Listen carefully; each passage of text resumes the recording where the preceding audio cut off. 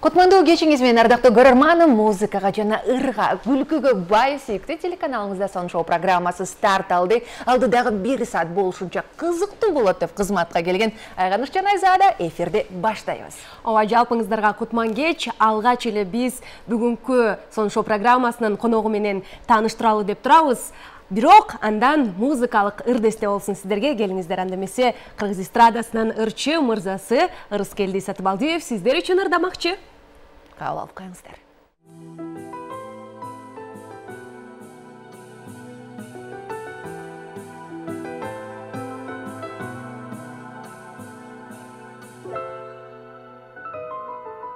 Кабагыңды гүлгө теңейм жаздагы каалабадым сенден бөлөк ай башканы өчпөй турган түбөлүккө мен үчүн өмүрүмдүн сен экенсиң актаным баягындай күлчү кайра бажырайып жүрчү кайра баягындай эч кайгырбай баягындай сүйчү кайра баягындай эч кайгырбай баягындай сүйчү кайра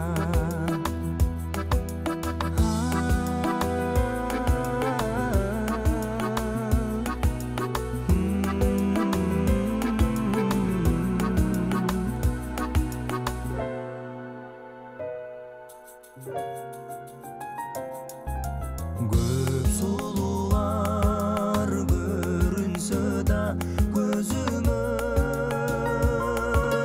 көңүл толуп тең келбеди ай өзүмө таттуу болуп дайым бирге жүрсүн деп тагдыр сени энчилеп бир өзүмө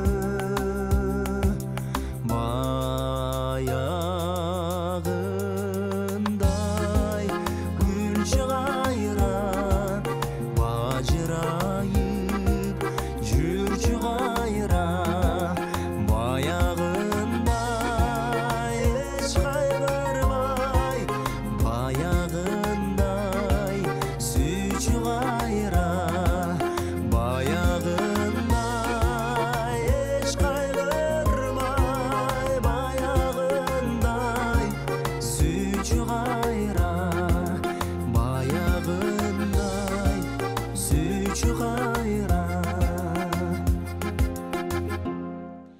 Браво, браво, браво! Ырыскелди Сатыбалдиев жалпыңыздарга өзүнүн жагымдуу, өзгөчө мукамдуу үнү менен мыкты ырды аткарып өттү. Чындыгында бул ырды сиздин аткарууңузду оккан аябай башкача болот экен. Рахмат. Сонун чыгыптар, куттуктайбыз. Кош келдиңиз. Берекелүү ыр болсун. Келиңиз. Сиздер үчүн. Орозоңуз кабыл болсун. Ой, Алгач рахмат. орозо кармап аткан болсоңуз. Ооба, орозо кармап, ооз ачып жыргап калдым. Буюрса. Тамактанганга жетишкен жоксуз. Жок, жетишпей калдым. Бир аз көтөрүп алсаңыз болот столду Муну кантип көтөрөт? алдынан. Келиңиз, мен кармап турайын. Сиз шашылбай көтөрө бериңиз. Ошол. Өзгөчө азыркы ырдаган ырды, урматтуу телекөрүүчүлөр, Ырыскелди мырза жаңы аткарып чыктыңыз, Ооба. Сиздин аткарууңузда дагы өзгөчө сонун болуптур. Келиңиз бир аз ушуга ырга теп токтололу. калалы. Бул чыгарманы 2 жыл мурун жаңы жыл күнү үйдө жатып анан ошол аранжировка жасаган байкебиз менен жатканбыз. Жаңы жыл тосуп. Анан Өзүңүзгө жакын болбосоңуз сизди уга албай калдыңыз. Дагы жакыныраак өзүңүзгө? Ушундай кылайынбы? Анан ошо менен ал байкем аранжировка жазып отурат. Нурболот Сагынбаев деген. Ошо көп өзгөчө командабыздын мотору байкебиз. Ошол аранжировка жазып атат, ана мен жанында жатып мен эми телефон чукулап жатам. Анан өзүнчө кыңылдап ушул ырдырдап жатам, анан кийин давай ушуну жазбайлы деп калды. Жазып көрбөйлү деп, анан ошо менен мейли жазсаң да деп анан ал отуруп алып анан кулагына наушник кийип алып эле жазып атат. Жазып бүтүп анан кийин примерно ушул немесин стилин чыгарды да, ушундай кылыпчы, башкача кылып чыгарып анан кийин. Заманбап кылып, Мындай башкачараак кылып стилин башкача кылып чыгарды. Анан мага жакты ошол бойдон калып кетти ал, мен эсимден да чыгып калыптыр.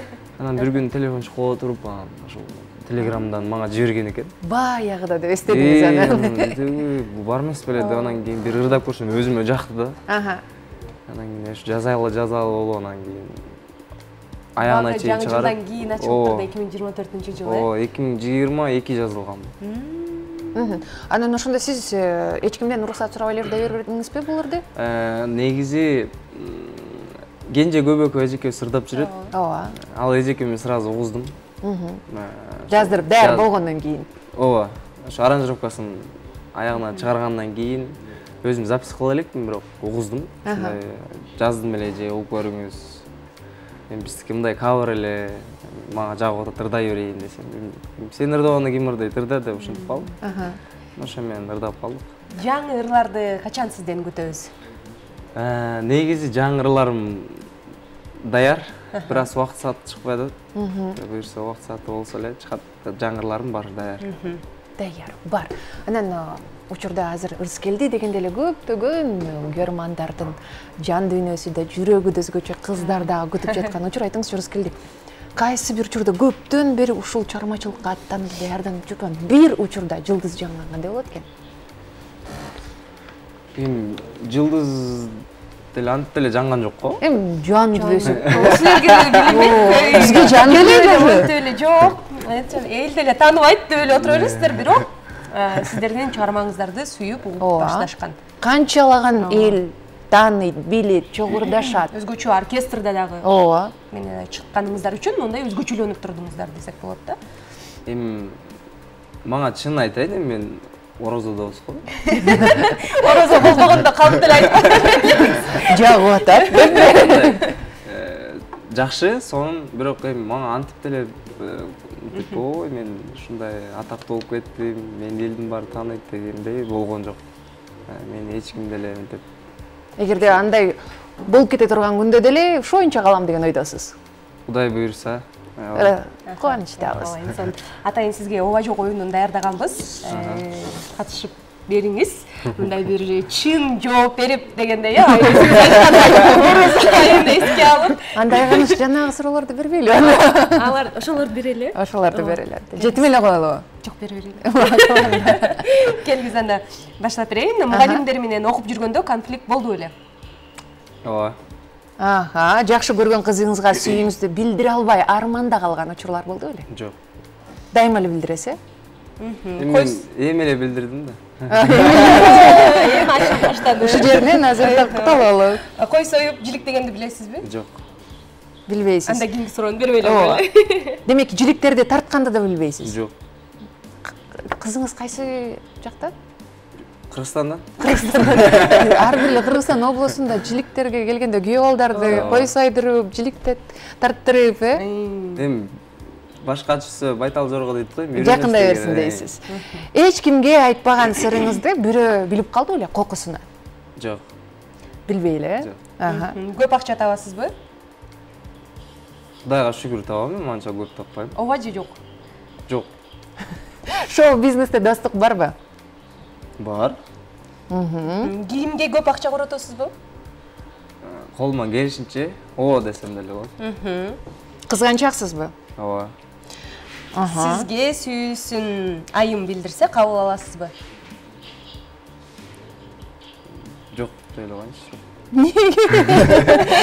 Жүрөгүңүздүн эси ошондо бар экен да, Ооба, көп табасыз. Көппү? Ушул суроого дагы жооп бердик десем көп деп койдуңузбу?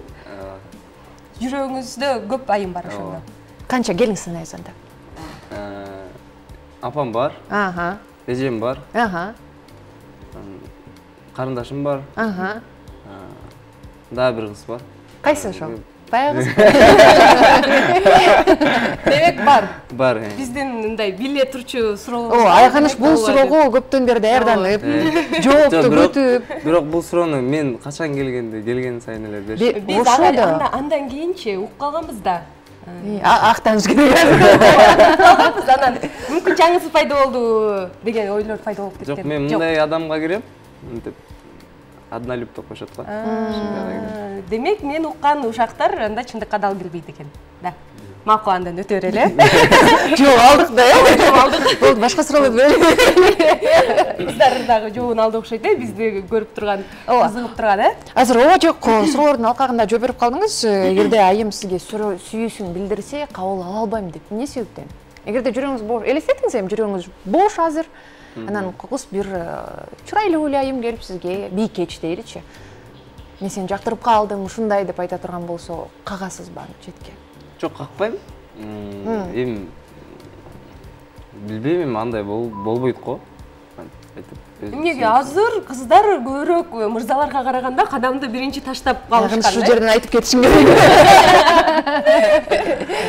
Негизи Туура эмес деп ойлойсузбу бул кадам? Туура эмес деп ойлойм да мен ошол нерсени. Себеби? Эми кызга жарашпай калат го, кыз өзүнүн эмесин түшүрүп алгандай болот го, мындай. Дароо эле сиздин алдыңызда анан баркы түшүп калгандай сезилет, Эми мага эмес, негизи эле. Негизи эле мырзаларга дейсиз. Биле жүрөт экенбиз анда. Мугалимдер менен эмне болуп конфликт болду эле? Аябай шок белеңиз. Көп эле болгон негизи. Сабакка кирбей койгондо, анан бир аз тентек кылганда. Сиз тентек элеңиз. Мен жакшы эле тентек болгом. Бирок азыр сизден билинбейт го, тентек болгонуңуз. Эми Бишкекке келгенден кийин ушундай болуп калдык. Бишкек өзгөртүп болгонго. Шаар өзгөрттү баарын дейсизби? Ооба, ата-энеңдин жанынан кеткенден кийин эч ким тааныбайсың, өзүңчө жүрөсүң, өзүңдүн оокатыңды өзүң сүйрөйсүң дегендей, өзүңдүн оокатыңды өзүң кыласың дегендей. Ары урунуп, бери урунуп, анан ошондон бираз. Сиз ар дайым эле ушундайсыз. Токтоо. Ооба, негизи достор көбүнчө менен эле. башкачасызбы?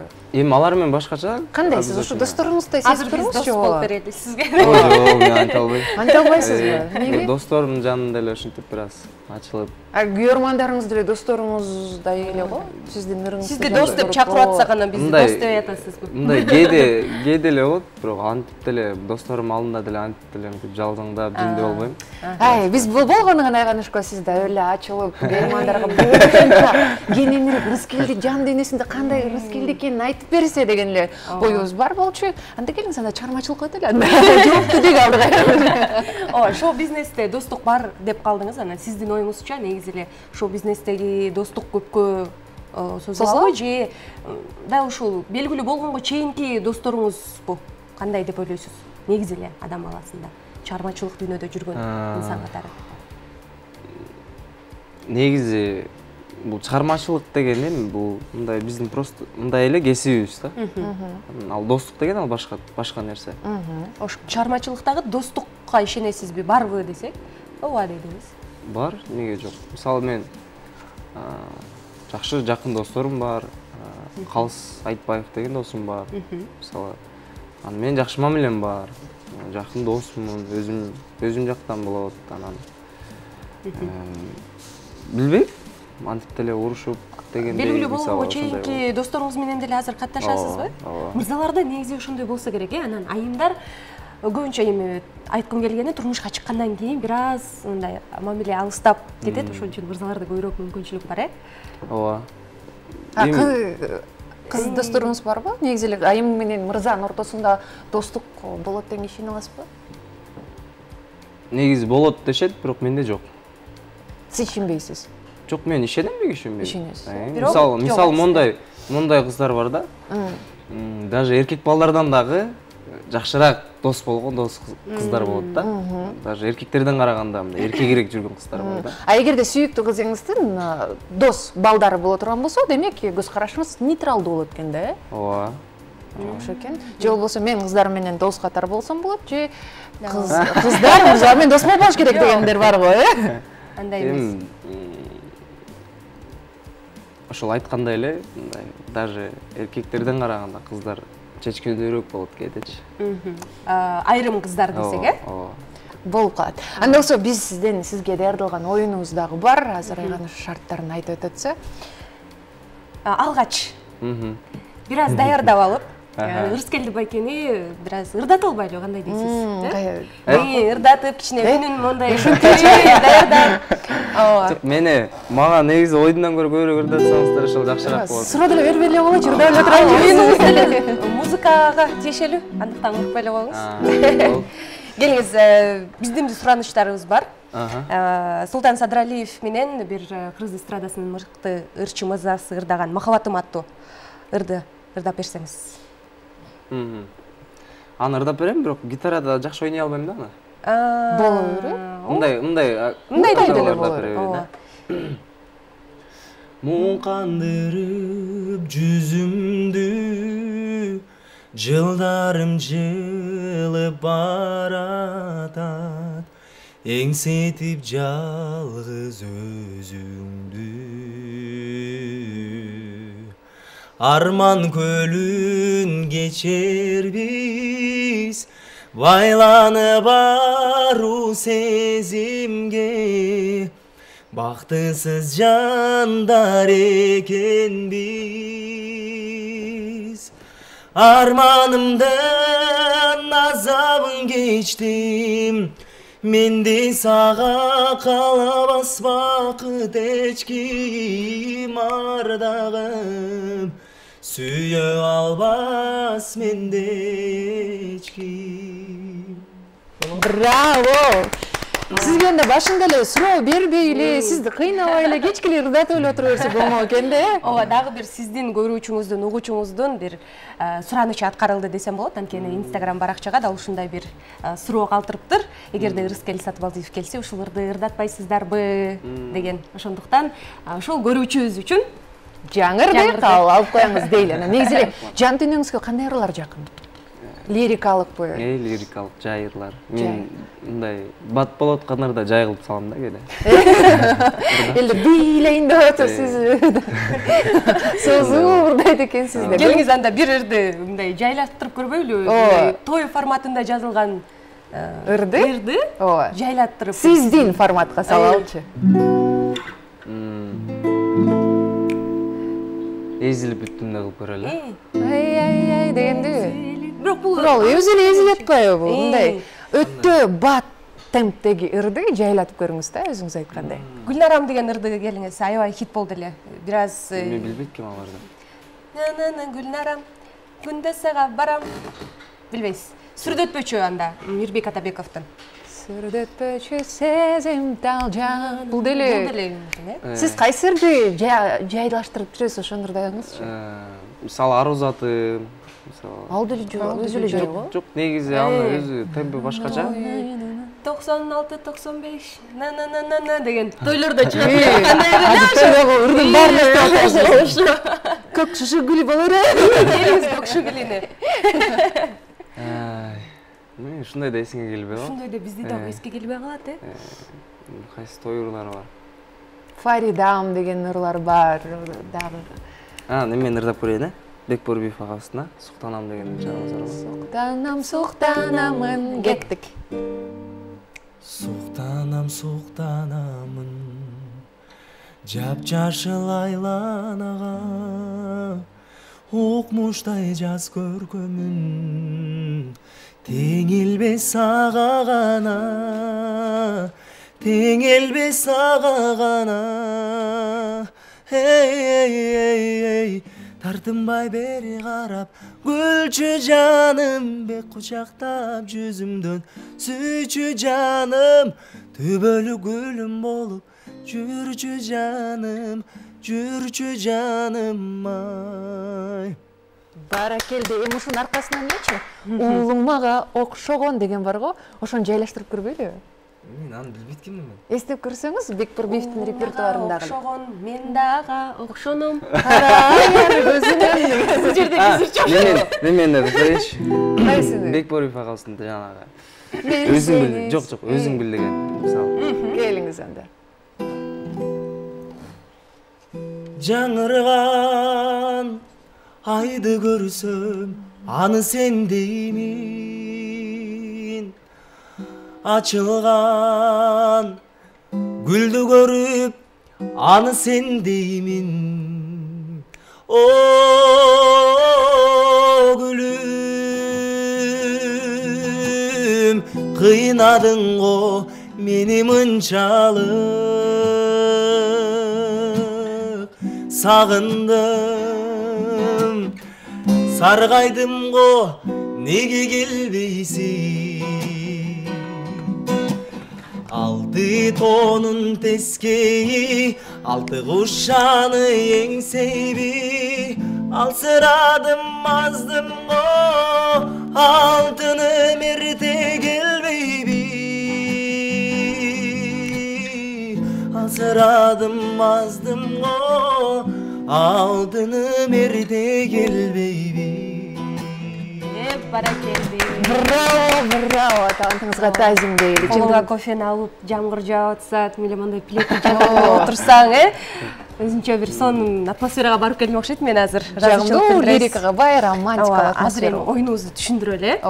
Бул жакта эми ойнойбуз ба? Эми ойнойбуз. Сиздер да бизде бул жакта ырлар берилген, бирок ошол ыр саптардын синонимин жазганбыз биз. А сиз болсо синоним эмне экенин билесиз да? Окшош сөздөр. Ошол сөздөрдү биз ага окшошураак сөздөргө алмаштырганбыз. Жөн гана окуп беребиз. Сиз болсо мындай табышыңыз керек. Таап ырдап кетишиңиз. Сулуулугуна байланып, жүзүнө суктанып, кайгырып обон салдым күкүк кушка айланып, сыздаткан сенин мүнөзүң гүл сымал суналып, эртеңден кечке ыр-ырдайм булбул болуп үн болуп дейт. Үн салып кен. Сулуулугуңа байланып, мына жерден кармап калсаңыз болот. Кайгырып обон салдым күкүк болуп, Күкүк кушка айланып. күкүк кушка айланып. Кайсы ырда бар? Келиңиз. Макул ушу жеримде булбулду кошуп коюң. Күкүктүн ордуна булбул. Булбул кушка айланып. Булбул кушка айланып. Азыр аябай хит болуп атат бир телесериалда десем болот. Кыргыз телесериалында. Болду.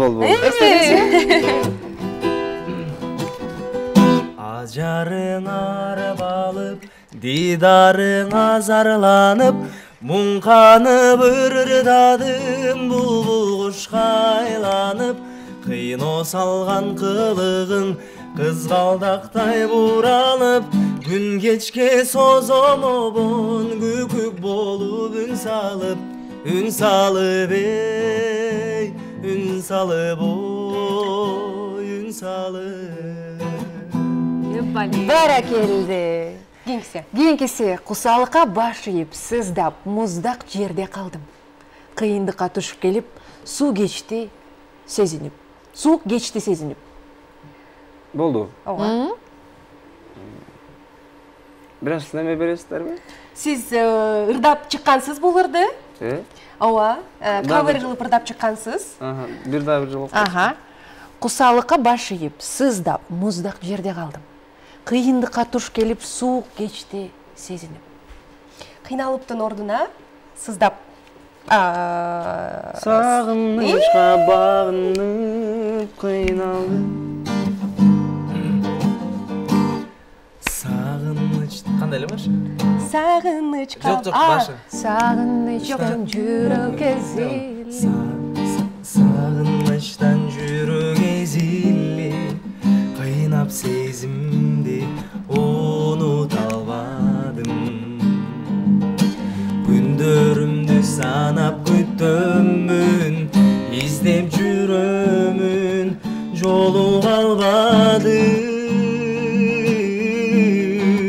Бүтпөс өмүрдүн терип гүлдөрүн, сени сүйөмүн, аламда бүт дүйнөмдү сагарнайм.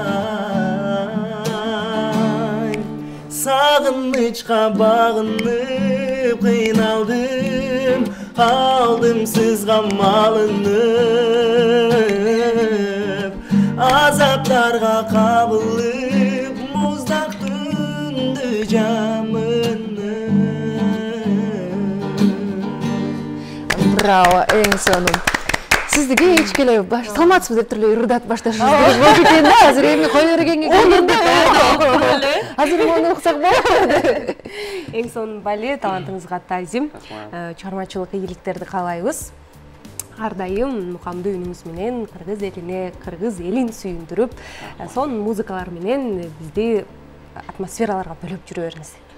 Чоң рахмат айталы. Негизи айтыңызчы, ушул стилди уктук, лирика жагаткен уктук, аны тастыктап өттүңүз, биз ага кошо балкып, жан дүйнөбүзгө сонун дары болду. Анан келечекте Рыскелди Мырзадан таптакыр башка жанрдагы күтсөк болобу? Рок мисалчы. Болушу мүмкүн, буюрса. Аябай кыска, так жооп болушу болушу мүмкүн. Дагы кийинки суроо деген. Буюрса, эми изденип атабыз колдон келишинче.